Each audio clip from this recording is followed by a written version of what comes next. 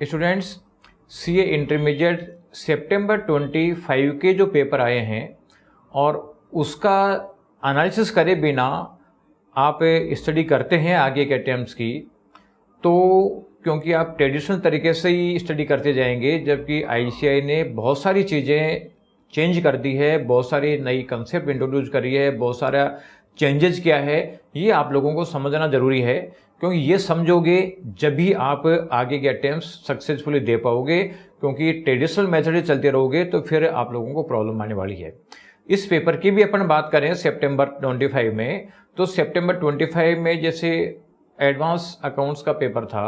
Advance accounts का paper ऐसा कोई बहुत ज़्यादा टफ नहीं था, मॉडरेट था, लेकिन लेंथी काफ़ी ज़्यादा था। अब लेंथी ऐसा है कि अगर स्टूडेंट्स का अगर 15-20 नंबर के क्वेश्चन छूट जाएं तो इसका मतलब है कि लेंथी हो चाहे टफ हो, एक ही कैटेगरी की बात होती है, क्योंकि स्कोर तो गया। और लो का पेपर तो आपने देखा ही है, लो का पेपर तो उसने बहुत ही ज़बरदस्त तरीके से दिया है। यानी लो थ्योरेटिकल सब्जेक्ट है, थ्योरेटिकल सब्जेक्ट में जो उसने पेपर को घुमाया है, बच्चों का दिमाग उसमें ख़राब हो गया। टैक्सेशन की बात करें तो टैक्सेशन में आपका एमसीक्यू जो आईडीटी के आए हैं बहुत स्ट्रॉन्ग एमसीक्यू आए हैं, क्योंकि अगर वो बिल्कुल नेग्लेक्टेड एरिया से आए हैं तो अगर वो नहीं करेंगे तो उसका मतलब बहुत बड़ी इसमें दिक्कत है। पोस्टिंग मोर और लेस ईजी था, ऑडिट भी मोर और लेस ईजी था, लेकिन जब आपका एफएमएसएम की बात है तो एफएम में और अराउंड 5 एमसीक्यू बहुत स्ट्रॉन्ग लेवल के थे, जो हर किसी के बस की बात नहीं है। इसके अलावा जो आपके एसएम है, एसएम में भी 3 एमसीक्यू इस तरीके के हैं कि जो बहुत ही ज़्यादा पिन पॉइंटेड है, बॉर्डर लाइन आंसर वाले हैं। तो कुल मिला के ये 5 और 3 8 का मतलब है 16 मार्क्स के एमसीक्यू बहुत ही हाई लेवल के आ गए। तो ये इस तरीके से क्यों बन रहा है, कैसे बन रहा है, ये आप लोगों को समझना बहुत ज़रूरी है। तो इसमें जो आप लोगों का क्या क्या मतलब आईसीएआई का विजन देखा गया, ये मैं आप लोगों से डिस्कस करूंगा। साथ ही इसका क्या सोल्यूशन है, आपको कैसे करना चाहिए आगे की प्रिपरेशन, ये भी मैं आप लोगों को डिस्कस करूंगा। इसलिए इस वीडियो को पूरा देखिए, अपने दोस्तों के साथ शेयर करें। साथ ही वैसा के यूट्यूब चैनल सब्सक्राइब करके बेल आइकन दबा के रखें, जिससे कि इंपॉर्टेंट स्ट्रेटेजी मैं आप लोगों के साथ में शेयर कर सकूँ। जो पहली चीज़ इस पेपर्स में देखने को मिली वो एक तो ये है कि MCQs are the real game changer. MCQ क्योंकि आपके 15 या 16 एमसीक्यू आते हैं, बाकी में 15 आते हैं, एक पेपर में टैक्सेशन में 16 आते हैं, तो 50 लगभग 30 मार्क्स के एमसीक्यू आते हैं और दिखने में सिंपल लगते हैं, लेकिन वो वेरी हाईली कंसेप्चुअल हैं। आईसीएआई जो आप लोगों से टेस्ट कर रहा है, ये टेस्ट कर रहा है कि आप इसकी अंडरस्टैंडिंग आपकी बिल्कुल क्लियर है या नहीं है। केवल रूट लर्निंग से काम नहीं चलने वाला है, तो केवल आप पीडीएफ की प्रैक्टिस करेंगे उससे काम नहीं चलेगा। आप लोगों को आईसीएआई का स्टडी मटेरियल काम में लेना पड़ेगा। दूसरी चीज़ जो देखने को आई वो आई कि आईसीएआई स्टडी मटेरियल है वो नॉन नेगोशिएबल है।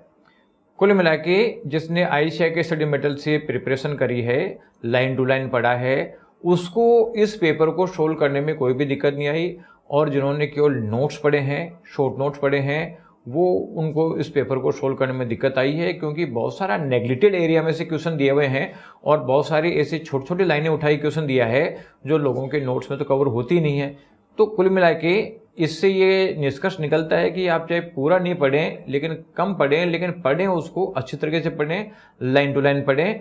तो कुल मिला के आप आईसीएआई का जो मैटर स्किप कर जाते हैं तो आप मान के चलिए कि आपको एग्जाम के पेपर में सरप्राइज देखने को मिलेगा। आपको लगे यार कहाँ से आ गया, लेकिन है तो आईसीएआई के स्टडी मटेरियल से ही। इसलिए शॉर्ट नोट्स को अवॉइड करो और आईसीएआई के स्टडी मटेरियल को प्रेफर करो। तीसरी चीज़ जो देखने को मिली है वो केस स्टडी बेस्ड क्वेश्चंस है, वो थोड़े बड़े हैं।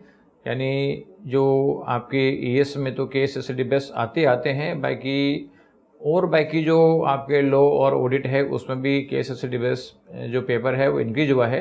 यानी केवल डेफिनेशन पढ़ लेना और एक सिंपल तरीके से कर लेना, इससे काम नहीं चलेगा। आपको जो प्रैक्टिकल जो आप कंसेप्चुअल नॉलेज गेन करोगे आईसीएआई के स्टडी मटेरियल से, उसका प्रैक्टिकल एप्लीकेशन भी आप लोगों को आना चाहिए। यानी कुल मिला के ट्रेंड शो कर रहा है कि आपका जो आईसीएआई जो शिफ्ट कर रहा है मेमोरी से ज़्यादा वो एप्लीकेशन पे शिफ्टिंग कर रहा है। तो इसलिए आप लोगों को अपनी कंसेप्चुअल क्लैरिटी बढ़ा के और उसको केस स्टडी में एप्लीकेशन करना भी आपको सीखना पड़ेगा कि कैसे उसको केस स्टडी में अप्लाई करके आंसर दे सकते हैं। चौथी चीज़ जो देखने को मिली उसमें ये मिला कि थ्योरेटिकल जो पेपर्स है इसमें ICAI डिमांड कर रहा है कंसेप्चुअल क्लैरिटी का। तो थ्योरेटिकल पेपर जो आप लोगों के हैं उसमें ऑडिट, लॉ और SM इसकी आपको अंडरस्टैंडिंग भी करनी पड़ेगी और एप्लीकेशन भी इसका सीखना पड़ेगा। सिंपली आपने कीवर्ड मेमोराइज कर लिया उससे आपको मार्क्स नहीं मिलेंगे, आपको स्ट्रक्चर्ड आंसर देना पड़ेगा with A logic in the new expectation, यानी लॉजिक के साथ में आपको उसका करना पड़ेगा जब जाके पर्पज सोल्व होगा। अगर आपने देखा ही कि लॉ में बहुत ज़्यादा इस बार खिंचाई करी है और SM में भी जो केस स्टडी में अच्छा खासा मतलब पिन पॉइंटेड चीज़ें दी है। तो कुल मिला के लॉ और जो SM है और ऑडिट भी है इसकी आपको ICAI के स्टडी मटेरियल से लाइन टू लाइन पढ़ना पड़ेगा। केवल किसी टीचर के शॉर्ट नोट पढ़ लिए या आपने खुद ने शॉर्ट नोट बना के लिख दिए इससे आप लोगों का कुछ भी पर्पज सोल्व होने वाला नहीं है।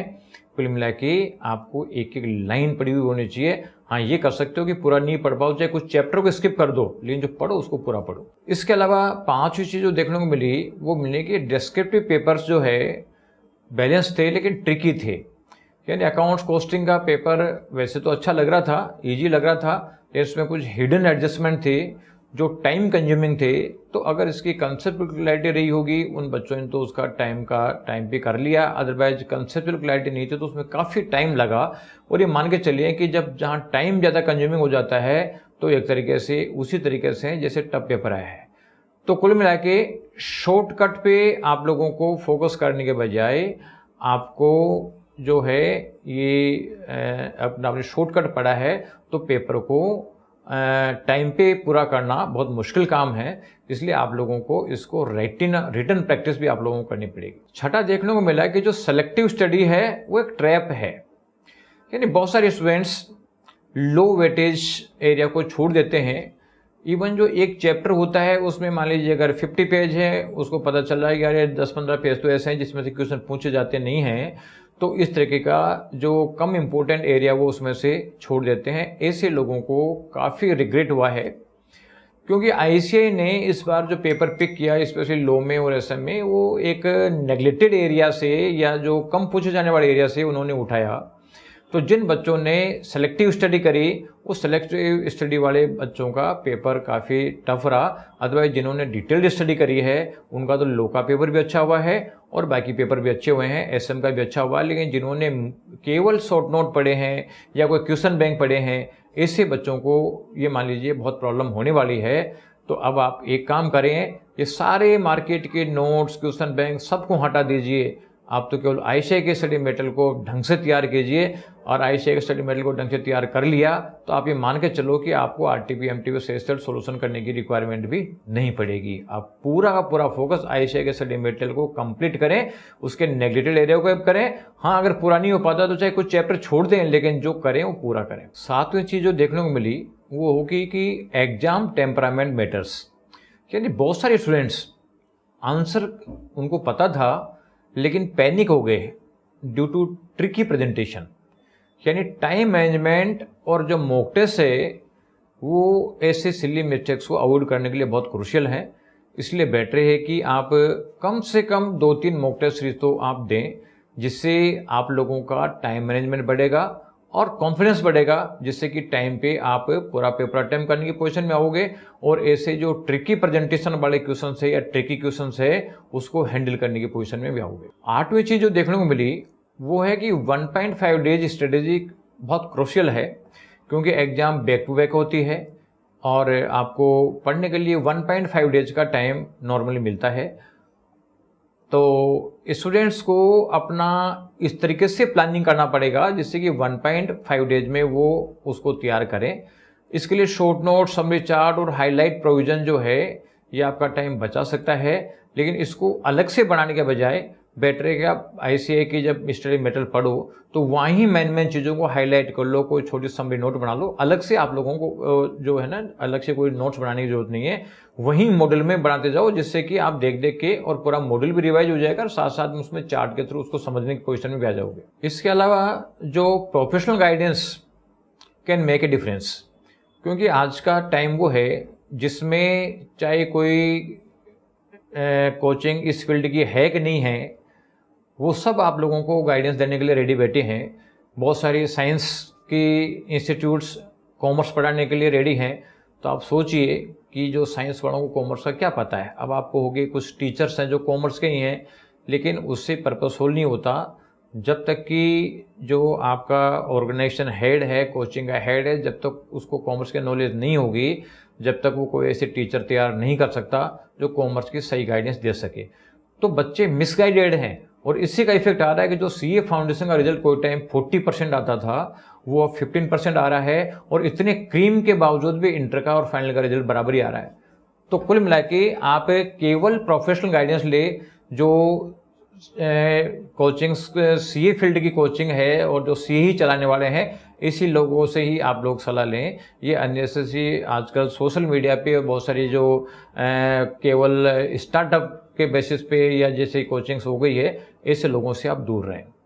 और लास्ट में consistency beats last minute hustle, यानी आप 1.5 डेज में जो रिवाइज करते हैं, ठीक है, 1.5 डेज में रिवाइज करने की पोजीशन जब आएगी जब आप पहले आपने 4 बार रिवाइज किया है। ये मान के चलें कि ये 1.5 डेज में रिवाइज करने की पोजीशन जब आएगी जब आपने कम से कम एग्जाम के 5.5 मंथ बिफोर आपने रिवीजन चालू कर दिए थे और आपने कम से कम 5-6 बार रिवाइज किया है। अगर आपने सब्जेक्ट को 5 to 6 टाइम्स रिवाइज किया है तो 1.5 डेज में आपका परफेक्शन रिवीजन हो जाएगा।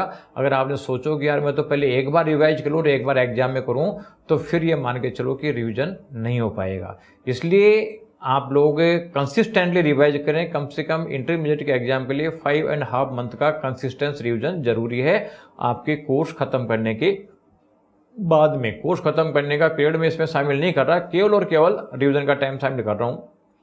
इससे समय इस पीरियड में आप कुछ क्वेश्चंस की प्रैक्टिस भी करें, कंसेप्ट को आप समझे भी, जिससे कि आपका लिखने का टाइम रिड्यूस होगा, डिसिप्लिन मेंटेन होगा और आप लोगों का जो पाथ है वो बिल्कुल क्लियर रहेगा एग्जाम तक।